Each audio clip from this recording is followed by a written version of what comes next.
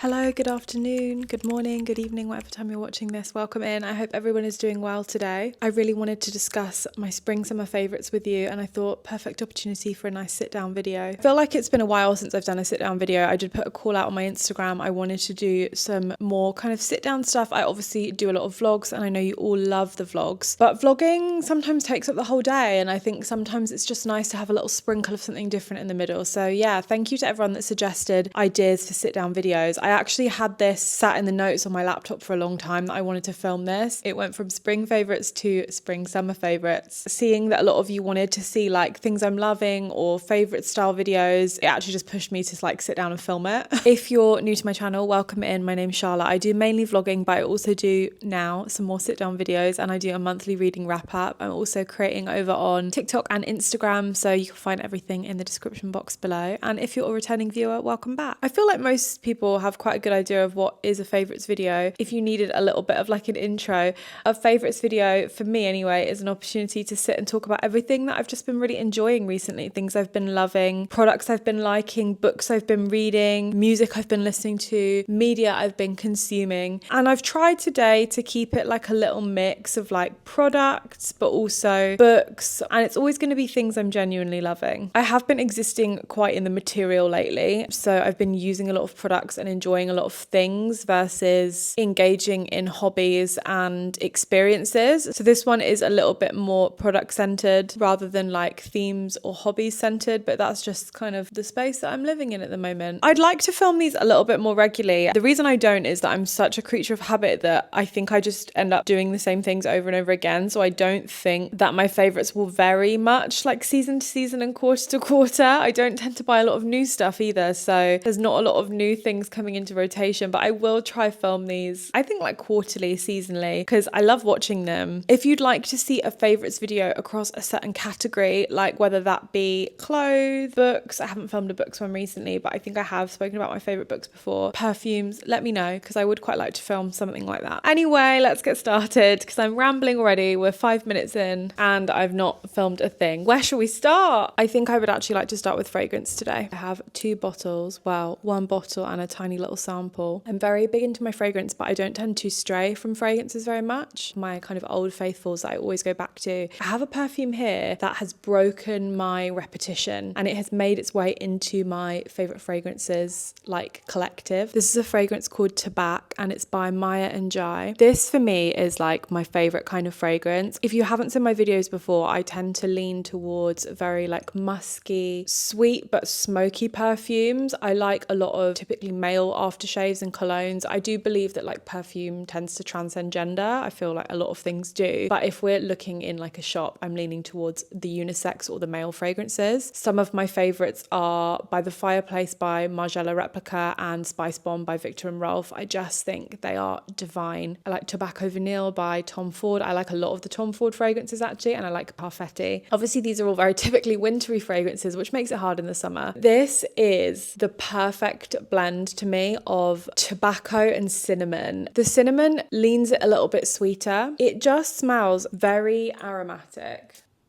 So when I first smelt this, it really does smell tobacco-ish, especially on the dry down. I love that. It reminds me of being a child. I wasn't a child smoker. Like I was in some aspects, but like I more mean like, you know, like smoky tobacco rooms. My mum used to smoke in the kitchen, and it's that very nostalgic scent for me. You know, like going into like an old bar. It's very warm and cozy, but it's not as deep as some other fragrances in terms of wearability. Like it's not as cloying. And also I'm not very good with like undertones or notes, but this definitely has some leathery undertones. I'm trying to like help my nose and get more educated on fragrance, but this has leathery scent to it, because the first time I smelt it, it reminded me of leather chairs in cars. Usually a scent that would actually make me feel quite queasy, but it's really nice with this. For me on my skin, this dries down into a really nice, sweet, feminine scent actually. I get a bit of tonka through it, and it smells very cinnamon. The cinnamon note is very strong leaning on my skin, but somehow, despite all that depth, it's still a good summer perfume for me. I've been wearing wearing this a lot into spring and summer, and while I probably should just get a new perfume for summer, I should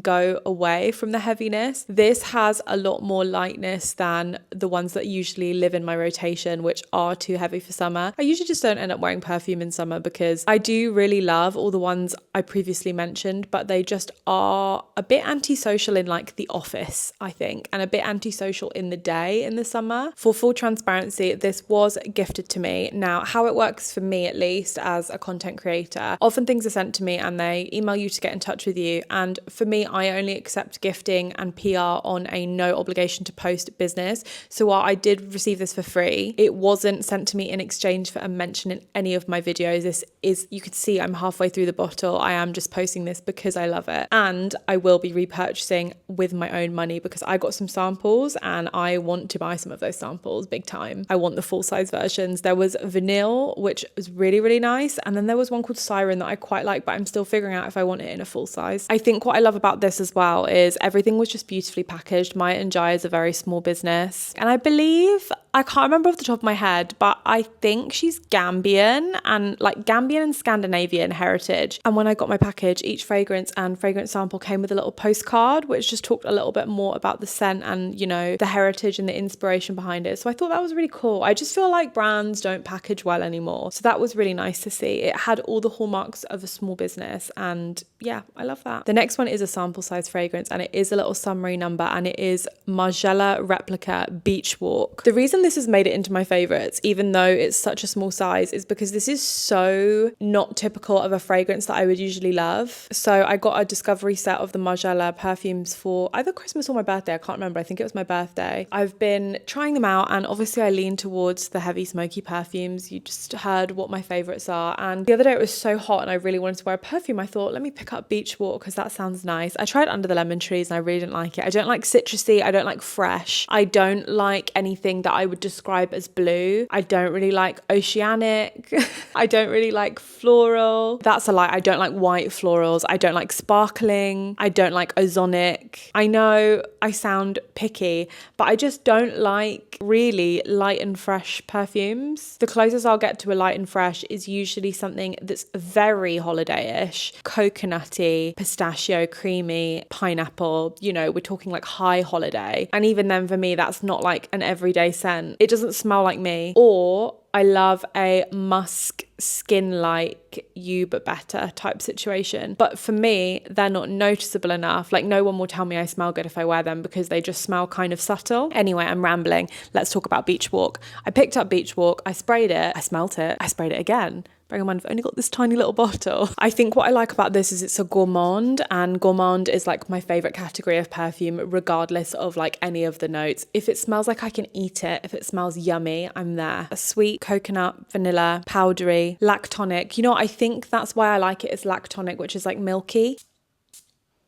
I could talk about perfume all day. So sorry, this is probably going to be like the longest portion of the video. It initially starts very floral on me, and then starts to go quite coconutty quite quickly, and then it starts going milky, and then it starts smelling like sun cream. It smells like sun cream, and I love it, but it's kind of salty. And I know I said I don't like salty, sea-ish, ozonic, beach fresh, but something about the salt and the sun cream, it doesn't smell cheap. It doesn't smell like a cheap holiday perfume. I think what I liked about this one is it took me by surprise, and it's quite hard for me to be like instantly wowed by a summery perfume, but no, I think this would be a really good summer perfume for me. I do like Soleil Blanc by Tom Ford as well, and this is like in the same category. That's another like light summery perfume I like smelling, but this just smells really natural to me. Ultimately on the dry down for me, it ends up smelling like ylang ylang and sun cream, and I'm happy with that combination. I used to wear only ylang ylang essential oil. And let's move on to my next favorite. My next favorite, which I've been living in, are my Nike Air Rifts, and you're gonna have to excuse them because they are incredibly dirty. They're all dusty because I went out in a field in them. I've been walking in them. What haven't I been doing in these shoes? I've had these since April. They've started coming back into fashion recently. I got these when I was in Japan. They are the controversial tabby trainer. Tabbies are very in at the moment. They're very en vogue. These were really hard to get, but Nike have re-released them, so they're coming in a range of colors. I really wanted to get my hands on the white one as well, but I bought these in Japan and I didn't buy the white ones when I saw them, and then I never saw them again. I feel very lucky that I got these in Japan because shoes in Japan are so cheap. These are about half price for what they're retailing for. My God, they are just comfortable. I'm very glad that toe shoes are having a moment because I've always been a big proponent of toe socks.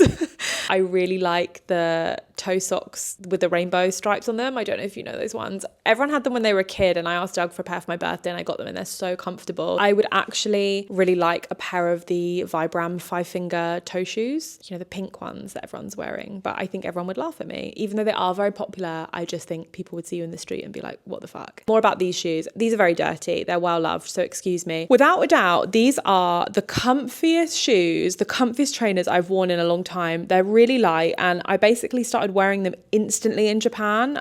So I wore them without any socks. I was wearing them on hikes. I was wearing them for 23,000 steps a day, and they really, really were fine. Like, they haven't cracked or anything. They've been wearing really well. I hear that this newer model is not as good quality as the old model, but yeah, they are just a spectacular shoe. I think they look so cool with every outfit. I really like to wear them with black jeans. I love them with my big black skirt and like a little black top, a baggy trouser they look really cool with, and I would really like a cream or a white pair. But I think because I paid so little for these, I paid about 60 quid for them, the thought of spending like £120 on a white pair just actually kills me, even though that's a good reason to if you're girl mathing it. I bought like 3 or 4 pairs of tabby socks in Japan as well because they're much cheaper over there. So I bought a couple of black, couple of white, and I haven't actually yet worn them with socks. I think they look pretty cool just like barefoot, but I just really love them. I also want a pair of tabby ballerina flats. I'm heavy on the toe shoe. I know they are very, very trendy right now. Not to sound like that person, I do picture myself wearing them long beyond the trend. So I would encourage you, if you're thinking about getting these, I would encourage you thinking about getting anything actually that an influencer or content creator recommends. Can you see yourself wearing it beyond the trend cycle? Be a responsible buyer. Is this something that will fit very well in your wardrobe? Can you wear this with lots of different outfits? Does it spark joy? Does it spark long-term joy? I'm only saying that because I think with a lot of these favorites videos, especially as mine is like quite product based, I want to make sure that you are being a responsible consumer and that I am being responsible as well. I have seen there's like a beigey terracotta colorway of these, but I do think it's a little bit too close to my skin tone and I'll look like I have hooves. You can see I've got like a dusty toe cleavage here. Quite true to size as well. I'm wondering if I should put one on. Like, do you just not think that's so cool? I did get really bad tan lines from them though. They're just so lightweight and comfy. You can't really like spread your toe very much in them. Yeah, I just think like even with this little white trouser, I'm wearing pajama trousers. That's like funky as hell. Do you not think? I would totally understand if you didn't agree with me. On to books. There's always probably going to be a book in my favorites. I would hope there would be actually. I've read a lot of brilliant books lately, but something that I couldn't not mention was a book I recently read, and it was Sula by Toni Morrison. I've had this book for a while and I was waiting for the right moment to read it. I would be lying if I said that I wasn't intimidated by it slightly, just because of how many people love Toni Morrison's books and, you know, what an important read this is. And yeah, I didn't read it for so long basically because of that, and I wish I'd read it sooner. This book was fantastic. I tried my utmost hardest to read it slowly, to really take everything in, and honestly I think I'm gonna have to read it again. I only finished it a couple of days ago actually, but just wow. I think I would have to read this at least 2 or 3 times to annotate, to highlight, to really get a full understanding of this book. You know what? I haven't even written down like my thoughts on this yet. This is my first Toni Morrison book and I'm going out after this because I need to pick up a parcel and I'm going to buy another one. I think I'm going to read Beloved next. I want to read all of them. I just so moved. Let me tell you what it's about in brief. This is not going to be a spoiler alert or anything. This book follows the story of 2 young black girls living in a town called Medallion. Their names are Nell Wright and Sula Peace, and they are both incredibly intelligent and both growing up poor. They are inseparable. They share everything, their hopes, their dreams, jokes, but they also have a really big secret between them. And then one day Sula leaves the small town of Medallion and returns 10 years later, and there is a lot of strain on their friendship. I actually feel like I could cry just thinking about this, because I didn't cry when I was reading about it, but just trying to like describe how this book made me feel is like so intense. I'm feeling a bit weepy at the moment anyway, just like day to day. But I was just looking at the New York Times quote on the front that says, extravagantly beautiful, enormously, achingly alive. And if I had to summarize it, that would be it. The way she writes, oh my God, I'm gonna cry. I'm so embarrassed. The way she writes is just like, give me a minute. I've just never read a book where anyone writes like this. The way it is so compelling, the richness of the characters, the tragedy of the story. Oh my God, I like don't even know how to describe it. I can't wait to like review this properly in my reading wrap up. The writer that you are, Toni Morrison, there is just something that's almost like seductive and sensual and like borderline erotic about the way she writes, about the way she sets scenes, about the way she breathes places into life, the weather, the heat, the cold, some really poignant one-liners. And at first I kind of felt like I didn't know what was going on, and I realized it's because I had to read slower. And I know that sounds so silly, but especially when you are like in book talk or online or just someone that loves reading, and like I review books every month, and I would be lying a little bit if I said that I like to read as much as I can in a month because I like to provide as many reviews in a month. I love reading, but this is a book that has taught me to slow the fuck down. I'm a fast reader anyway, but there's just something about being able to sit with the sentencing and the words and the paragraphs and just really luxuriate in them. This is a book that, for lack of sounding dramatic, like demands your focus and your attention. You can't half read this book, and I'm hoping I'm going to love the others, but I think I'm going to go by Beloved after this. I think it's beautiful and I think it's brilliant, and thinking about the books I've read so far this year, it is probably a favourite. Do you know what? I was just looking at my shelf and I was like, where does this go? Like obviously my shelf is colour coded so it goes with purple, but I was like, where does this go? And I think this goes with books that mean something to me, and I thought that that would be a really good YouTube video. But I'll be crying the whole video, so let me know if you want me to do that and film that, because I can see like maybe just like 3 or 4, but I'm sure if I actually sat and thought about it, I could conjure up like 5 books, maybe 6 if we're lucky, of books that mean something to me and the reasons, I guess. Let's move on to the next thing. This one's short and a little bit sweet, and that sounds like a pun actually now I realise, but it has been on my favourites for a hot minute. I've been enjoying this all year long, and it is the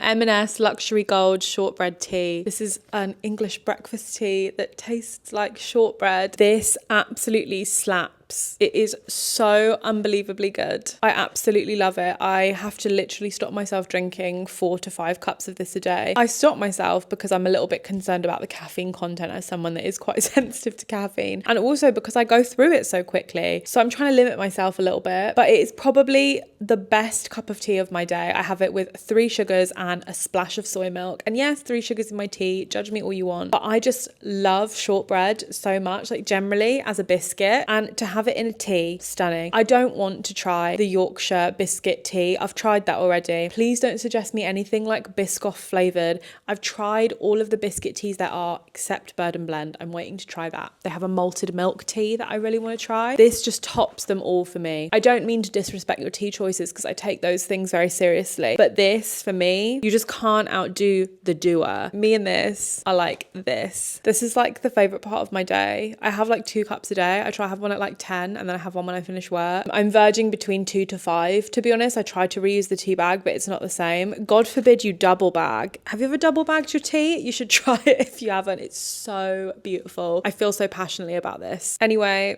on to the next thing. It's been a few months since I tried this, but I want to take a second to talk about skincare. I've converted away from Aveeno for my skin to Beauty of Joseon product. I am such a big fan, huge fan. It is a story of a few parts, so let's begin. Short story long, I use the Aveeno Triple Oat Serum and have done for like a few years. Really like it. I love thin layers of hydration. I have quite texture prone skin, so I don't really get acne anymore, but I get quite bumpy and lumpy, and my skin looks very smooth and then you touch it and it's not. I have baby skin at the moment, apart from one spot on the top of my head, and I put it down to these products. I've obviously got loads of makeup on, so like you wouldn't be able to tell anyway, but my skin is so good, like the best it's been in 7 years. There's a skin picking video on my channel, you should go watch it and you'll see how my skin was in like 2022. Anyway, I used Aveeno Triple Oat. That went quite viral. It was quite hard to get, and I've always seen people trying Beauty of Joseon, and I just thought, oh, okay, I've never really tried like Korean skincare. Quite cautious about changing my skincare because I tend to break out quite easily. About £15, and you know what, one day I just still couldn't get hold of my Aveeno serum, and I thought, let me try this out. This is the Glow Serum. It's propolis and niacinamide. The texture of it, number one, is incredible. It's It's like quite a gooey texture. It's less thin than the Aveeno. I just felt like instantly it's hydrating my skin way more. The Aveeno Triple O is really gentle and still a great solid option, but this was just giving me that extra bit of hydration I needed. I found in the winter months as well, Aveeno wasn't quite getting there. It wasn't taking me to the place that I needed to go. And this was just a really nice layer of hydration. Next in comes the glow. All of a sudden, out of nowhere, my skin starts glowing. I've always had quite dull skin. I put that down to smoking in the past. Smoking limits the oxygen supply to the blood in your skin, makes you look dull, lifeless, etc. Same with vaping. Even more reason to quit, right? But I was looking really, really glowy and I was like feeling really radiant, and Doug was complimenting me a lot on my skin. He always does anyway, but he'd really noticed it, and my friends were like saying, oh, your skin looks really, really good. I used to just think it was like makeup and the HD camera and all of that kind of stuff, and I was like, hang on, like, no, my skin does look good. I went back to Aveeno because I ran out of this, couldn't find it anywhere. 2 days use, 3 massive spots on my face. And this is nothing against the Aveeno, but I am just quite blemish prone, especially when I change skincare. When I was using the Aveeno, I was quite regularly getting spots, just like, you know, the normal every now and then. I'm fine, I use a spot sticker for that. Since I've been using this, and it's obviously because this has niacinamide in it, I barely get a spot. I've got one on my forehead because I used the Aveeno 3 days ago to finish up the dregs, and I got 2 under here that you can't see, but they are very, very mild. And the second I went back to using this, they basically went like instantly. But since I've been using this, I haven't touched my spot stickers. I get my one hormonal spot that I get once a month, like around my chin. Nothing stopping that spot, in all honesty. Gassed. For my birthday, I got the retinol eye cream. I forgot to pick that up. It's only been about 3 months of me using it. I don't think that's long enough to tell with retinol, so I don't know if that's made any difference yet, but I will be using it and I like the texture. I thought, why not try the moisturizer? I've been using them all consistently for about 3 months at this moment, so I thought, let's try this moisturizer. This is the Dynasty cream. Dynasty? I think it's pronounced Dynasty. This has 2% niacinamide and 2% squalane,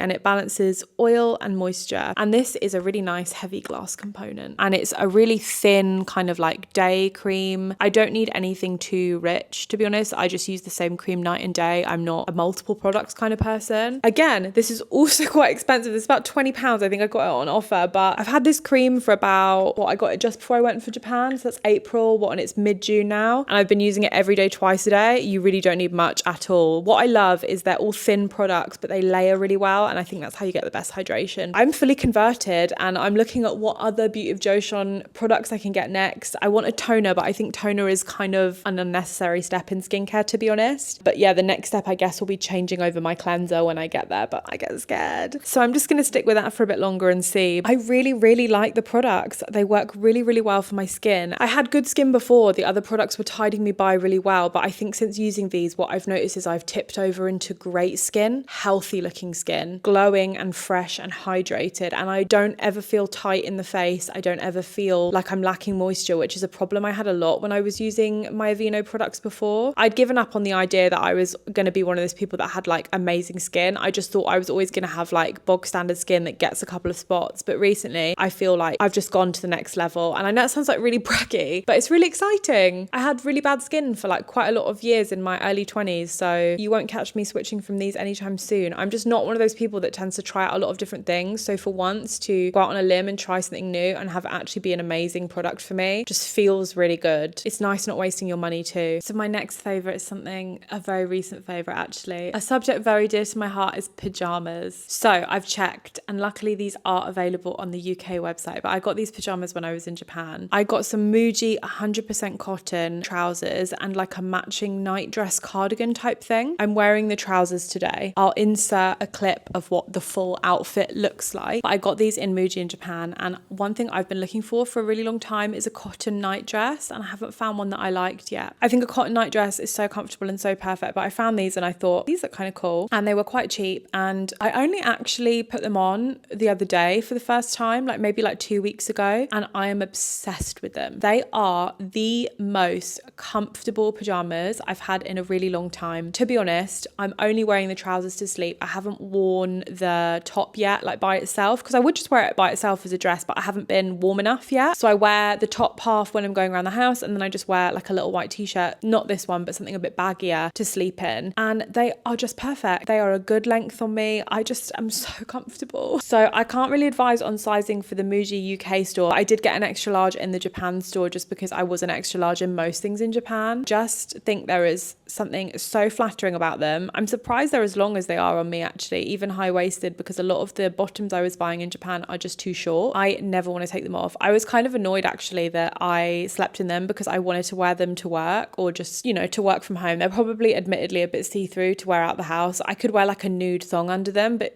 you know, like most cottony linen-y trousers, you can just like see your butt. One thing as well is I just feel so chic in them. I've always been really big into pajamas actually, and don't get me wrong, I do sleep in a random pair of boxers I've had for 10 years and like a t-shirt with my name on it. That is part of the rotation. But when I'm just like around the house, sleeping especially, and waking up in the morning, I love a pajama set. I've always been really into pajamas, and I will spend quite a lot of money on pajamas because I love feeling good. I love the fun prints of them. White is quite an unusual choice for me because I tend to favour something either a bit more like pinky or patterned. I do have some really wacky pajamas. I just feel like I've really got my life together when I wear the white 100% cotton set. The reason I didn't get the top is because it was like a collarless button-up shirt, and it's nice, but it's not nice enough. It's like a little short sleeve shirt. It looks very like Japanese, but I don't think I liked the shirt enough to buy it. I'll put the link for the pajamas in the description box. It won't be like an affiliate link or anything like that because I don't care enough. I do just really love to be at home like feeling good about myself, and even if I've got like no makeup on and hair up, to like swish around the house in my white linen trousers, they are just so unbelievably comfortable. I guess that's that on that. How much longer can I go on about pajamas? Probably hours, but I don't think anyone wants that.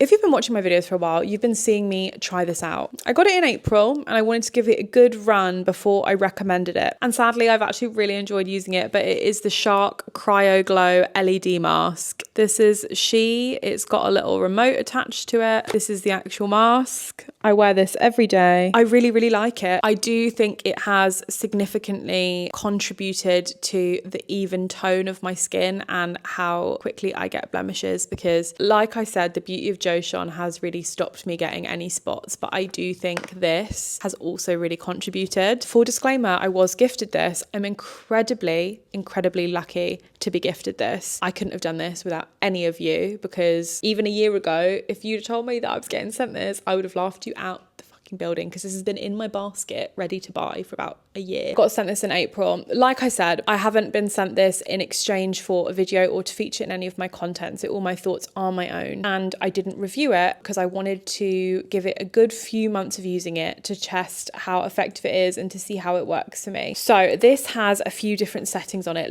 Oh god, I dropped it on the floor. Let's boot it up and I can tell you which settings I've been using. So in the routine section on here, there are 3 routines. It's quite simple to use. It's like a little scroll button and you can just do this. And I use the blemish repair routine. It's 8 minutes. It helps reduce the appearance of textured uneven skin and blemishes. There also is a better aging routine that's 6 minutes that helps to plump skin and improve fine lines and wrinkles, but I've never used that one. The blemish repair one that I use is like a mixture of blue and red light. There's loads of science on the website. They also have a skin sustain, which is 4 minutes, which helps to maintain skin complexion, and they have an under eye revive that's 5 to 15 minutes. You are supposed to use this for 8 weeks on your choice of cycle, which is either blemish repair or better aging. And then once your 8 weeks is up, you're supposed to move over to the skin sustain like cycle. I'm not gonna lie, I've just been using the blemish repair and I just keep using it. I probably should move over to skin sustain, but one thing I'm not sure about is once you skin sustain, how long you stay on that cycle. It will probably be in the booklet that came with it, but I just haven't checked yet. But I think I will switch over to the better aging soon. I just want to give that a go. So on the inside, what I like about it for me is on the inside, you see like under where your eyes go,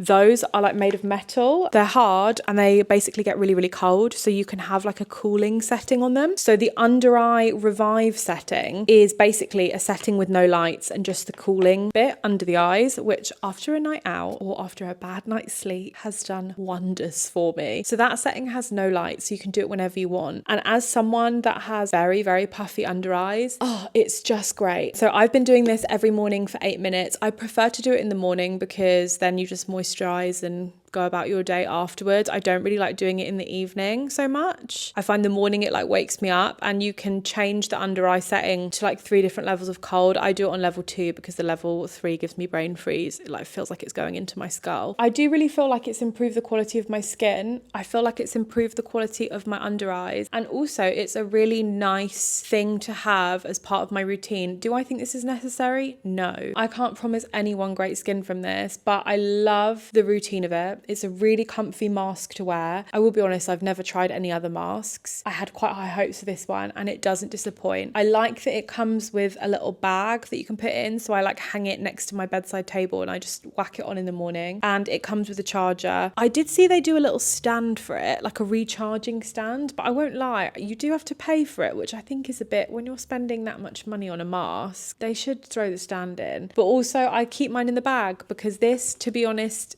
propped up in the corner of my room, scares the absolute shit out of me, especially because I wake up quite a lot in the middle of the night. So it has just been a really welcome addition to my routine. And selfishly, when it arrived, I thought, great, I've got a wedding to plan. Maybe I won't need like loads of wedding facials in the lead up to it. I can just pop that on. That's all I've got to say about it. I love putting it on in the morning half asleep and then just mindlessly scrolling my phone for 8 minutes. It's really great. Last but not least, this part of the video is dedicated to my one true love, and it's lip products. And these are all the lip products that I'm really, really enjoying at the moment. It is actually only 3, so I'm going to go through them one at a time. I'm actually wearing this exact lip combo today. I think this is always in any favourites I've ever done. I think I've only ever filmed a favourites like twice in my life, but it is the Laneige Lip Sleeping Mask. And this is a flavour called Peach Iced Tea. You're probably really sick of me saying this, but I got this in Japan. Like half the things I got in this video are from Japan. I've never seen the Peach Iced Tea flavour in the UK, but the pink berry flavour, the original one, is something that I buy religiously. It is just, for me, an incomparable lip mask. I am so passionate. I'm so passionate about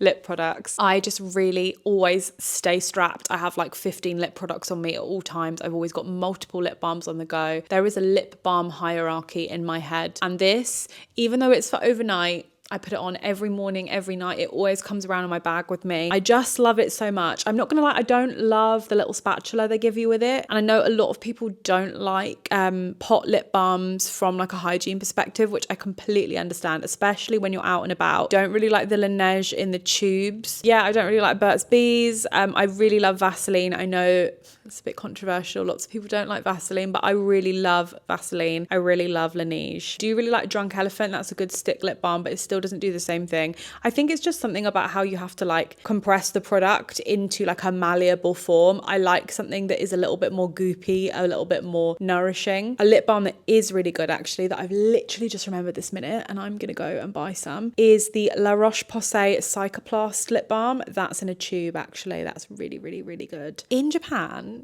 this cost me £10. It's like 18 quid here, 20 quid. So I got myself one. I only got one. I got one of basically everything because I just don't see the point in buying like 70 of things. I think it's greedy. I think we just don't need it, right? Do I like it more than the original? I'm not sure, but it is exactly on par. Another Japanese product coming up. I'm sorry. I feel like it's so jarring. But this is the DHC Colour Lip Cream. Bought this in like a drugstore as a panic buy because I wanted a lip balm and I wanted a tinted lip balm. Didn't know what was popular and I did a quick little bit of research and this came up as popular and it was so cheap, like less than a fiver. I bought a plain and I bought a tinted one, and I gave the plain to my girlfriend because she is also a big lip balm fanatic and it felt greedy for me to have so many lip balms. I regret giving her it because I want the plain. This is what I'm wearing on my lips today. I do have a gloss over the top. Let's just do it anyway. It is like the perfect concentrated swathe of pink. It's kind of like a rosy colour. This is so pigmented, but it does not compromise on like nourishment. And that's why I regret giving her the clear, because she opened it before I opened mine and she was like, by the way, this lip balm is the best thing I've ever tried. And I was like, oh my God, really? I opened mine 2 days later and I put it on, and the texture of this is so light, but so nourishing. I've never ever felt anything like it. I literally cannot tell you what this feels like. Even when I use a little bit of Vaseline or this, I have to reapply right throughout the day, especially as this is quite glossy. Vaseline is quite glossy. This isn't super glossy. It's kind of like a demi matte finish. I didn't have to reapply this at all till hours later. My frame of reference is Clinique Black Honey. I don't like to compare the two because the colours are both very different. This is much more pinky and more opaque. I have to reapply Black Honey quite a lot, and I especially have to put a lip balm over it because for me that's a colour. It's not really doing anything for nourishment. This nails both. It was on Superdrug. Okay, it's on Starvana. The original is on Starvana anyway, the clear one. Okay, well maybe it's not that hard to get hold of. There's two of them. I bought her the medicated sensitive lip cream, which is also on Starvana, which is in a turquoise packaging. And then they've got the original, which is in like a peachy pink packaging. I think I'll probably order the teal one off Starvana at some point because it's £6.79 and it is just so good. I really, really like it. The moisturizing quality, the texture, the consistency, 10/10. Really pleasantly surprised, especially as it's like a drugstore product. But yeah, this has been my go-to everyday lip color. I've run out of my Black Honey recently, so I thought I'd just crack this one open. And yeah, gonna be so sad when it runs out. And then last but not least, we have a gloss that has been living in my handbag. This is a Giorgio Armani gloss. It is the Prismaglass in clear. It's no longer that clear because I use it over my other lip colors instead of putting it on my hand. This is just a really nice lip gloss. It's really, really thin. It's really glassy. Again, it's a texture thing for me. It's not sticky. It feels really hydrating. I also have a pink one of this, which is still quite good. That's in my work desk drawer, actually. I prefer the clear, but the pink is really nice if you just want a flush of color. Again, it's a gloss, so it's quite sheer. I really like the packaging. I just like a proper old school lip gloss packaging. And it's not very sticky. I think some of my favorite lip glosses are for look. I like the Fenty, but I find the Fenty quite sticky and tacky, but I love the look of it. And this to me has this kind of voluminous feeling. And I don't mean voluminous in like it's plumping my lips, but in that I feel like you can't really see it in the camera, but it fills in all the little gaps and lines you might have, you know, and it's got that kind of sitting on top, but very balmy texture. I don't know, it's quite hard to describe. So like rubbing it on the back of my hand, it's got the slip, but it doesn't like drip. It's not sticky. It doesn't do that like tacky stringy thing. Almost like a balmy, like nourishing texture. Probably for that reason, it does disappear off the lips quite quickly. You do have to reapply it often, but some glosses don't do this, but it does do the thing that when it kind of wears down and like you eat it throughout the day and it starts to come off your lip, it doesn't leave you with that like sticky outer rim of gloss that looks like all your glosses come off. It kind of just sinks in quite naturally. The slickness and the shininess of it like disappears, but as an even all one layer. Do you know what I mean? Does that sound silly? I hope it doesn't. That's my 3 lip products that I absolutely love. Anyway, I feel like this has probably ended up being a really long video. If I like something, I can talk about it for ages. So yeah, I hope you've enjoyed watching my video today. Let me know if you'd like to see more things like this. I need a drink of water. I sound hoarse from yapping. Yeah, it was so much fun to share all of these with you. I haven't done like links or anything for them. Let me know if you have any of these products or you like any of them or you disagree actually, because it would be interesting to hear where we have a difference of opinion. And also feel free to recommend me things based off all of that. Anyway, thanks so much for watching. If you liked today's video, please do leave a little like or a subscribe, and I've popped links to my other socials in the description box. And my upload schedule is every Sunday and every other Wednesday. Thanks so much for watching. I'll see you on the next video.